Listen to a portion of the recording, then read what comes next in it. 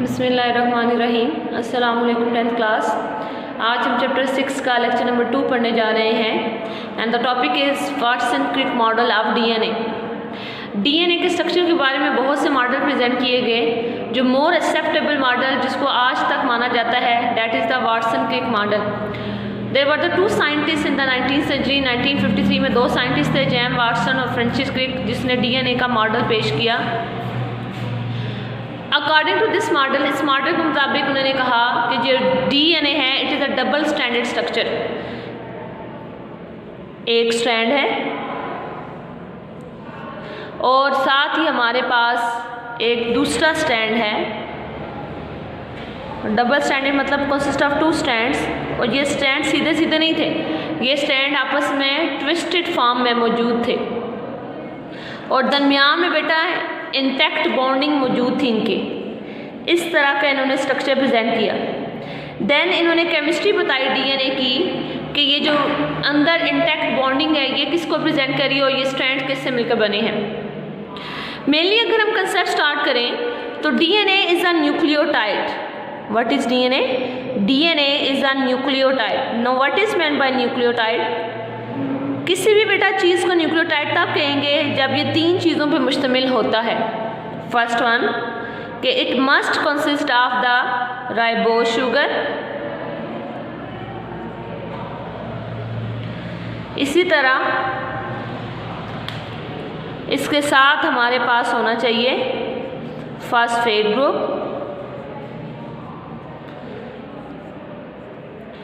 Plus इसमें होने चाहिए हमारे पास nitrogenous bases, nitrogen containing basis.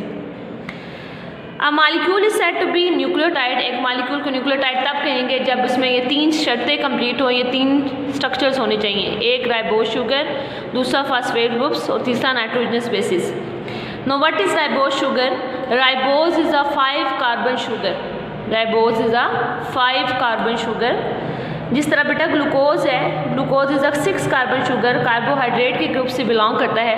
Ribose बेटा जी हमारे पास 5 कार्बन शुगर है। अगर हम इसका रिंग स्ट्रक्चर देखें तो इस तरह का है हमारे पास ribose sugar.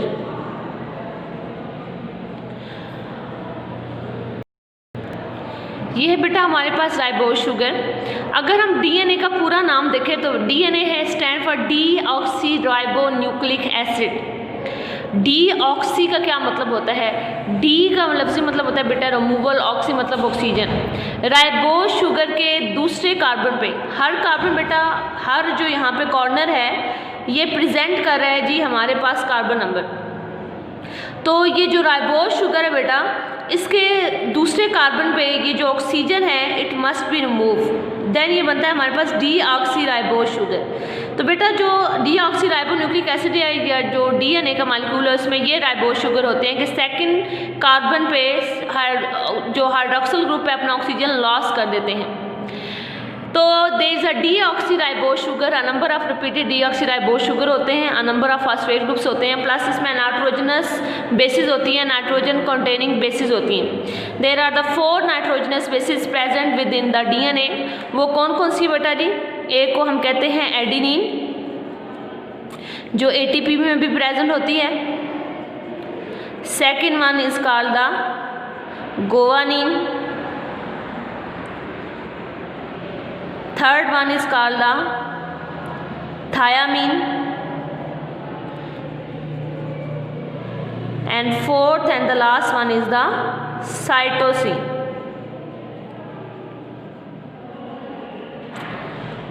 There are 4 nitrogenous bases present within the DNA: adenine, guanine, thiamine, cytosine.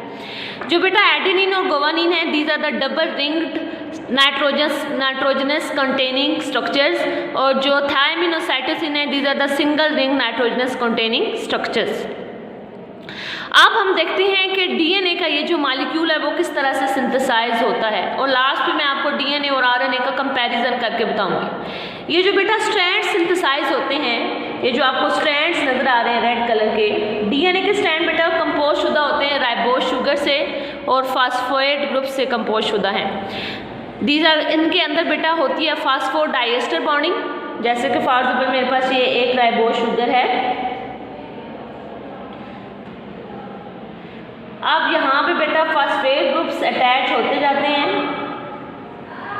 अब इसी तरह number of the ribose sugars attach होते रहेंगे, फॉस्फेट ग्रुप्स अटैच होते रहेंगे और हमारे पास एक लंबी जो है चेन का स्ट्रैंड बनता रहेगा, ताकि जो है वो हमारे पास स्ट्रैंड्स बना सकें। और ये स्ट्रैंड जो है वो हमारे डीएनए मॉलिक्यूल को बेस प्रोवाइड करती हैं, ताकि जो है हमारा डीएनए मॉलिक्यूल जो है वो डैमेज ना हो सके। तो जो स्ट्रैंड्स है बेटा जी, they are composed of deoxy ribose sugars and phosphate groups, जिनके अंदर फास्फोडाइएस्टर बॉन्डिंग होती है। ये दरमियान में जो ब्लू कलर की बॉन्डिंग नज़र आ रही है बेटा, एक्चुअली ये नाइट्रोजनस बेसिस की बॉन्डिंग है कि नाइट्रोजनस बेसिस आपस में कंप्लीमेंट्री बॉन्डिंग बनाते हैं प्रॉपरली बेटा जी, बनाते हैं हमारे पास कंप्लीमेंट्री बॉन्डिंग, मतलब स्पेसिफिक बॉन्डिंग बनाते हैं। अब फॉर एग्जाम्पल मैं कहती हूँ जो एडिनिन है, जो नाइट्रोजनस बेस एडिनिन है, ये हमेशा बॉन्डिंग बनाती है थायामीन के साथ, और जो गोवानिन है ये हमेशा बॉन्डिंग बनाती है साइटोसिन के साथ। नो द फर्स्ट क्वेश्चन इनके दरमियान बॉन्डिंग कौन सी होती है बेटा? इनके दरमियान होती है हाइड्रोजन बॉन्डिंग। एडिनिन और थायामीन के दरमियान बेटा होती है डबल हाइड्रोजन बॉन्डिंग, और गोवानिन और साइटोसिन के दरमियान होती है triple hydrogen bonding. For example मेरे पास ये एक डीएनए मॉलिक्यूल है, एक स्ट्रैंड और ये दूसरा स्ट्रैंड हो गया। DNA molecule is present in the form of double helix structure. ये दोनों स्ट्रैंड्स आपस में हेलिक्स की फॉर्म में यूनाइटेड होती है। हेलिक्स का लफ्ज़ मतलब होता है ट्विस्टेड, मतलब इसके सीधी सीधी स्ट्रैंड्स नहीं है, एक दूसरे के ऊपर ट्विस्ट हुई हुई है। अगर बेटा यहाँ पे एडिनिन है और इस स्ट्रैंड में हमारे पास थायामीन है, इधर गोवानिन है, इधर साइटोसिन है, इधर थायामीन है, तो आप इसकी कम्प्लीमेंट्री बॉन्डिंग बताएंगी। मैंने आपको क्या कहा कि एडिनिन के सामने हमेशा क्या आएगा? थायामीन। थायामीन के सामने हमेशा गोवानिन, गोवानिन के सामने साइटोसिन, साइटोसिन के सामने गोवानिन, थायामीन के सामने adenine. Nitrogenous bonding hydrogen bonding आप कंप्लीट करते हैं एडिनिन के दरमियान और थायामीन के दरमियान डबल हाइड्रोजन बॉन्डिंग, गोवानिन और साइटोसिन के दरमियान ट्रिपल हाइड्रोजन बॉन्डिंग, थायामीन और एडिनिन के दरमियान डबल हाइड्रोजन बॉन्डिंग प्रेजेंट होती है।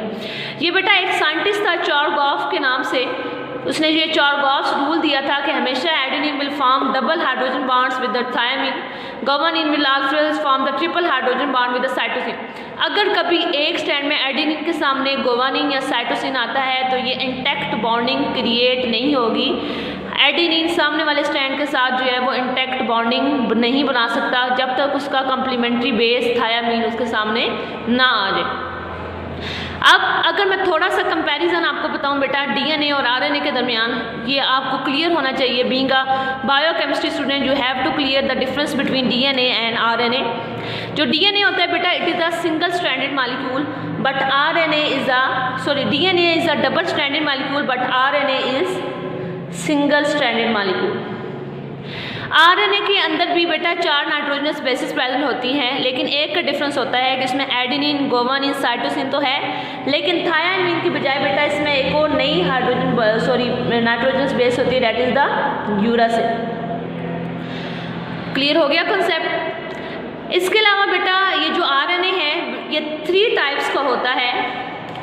First one is called the messenger RNA,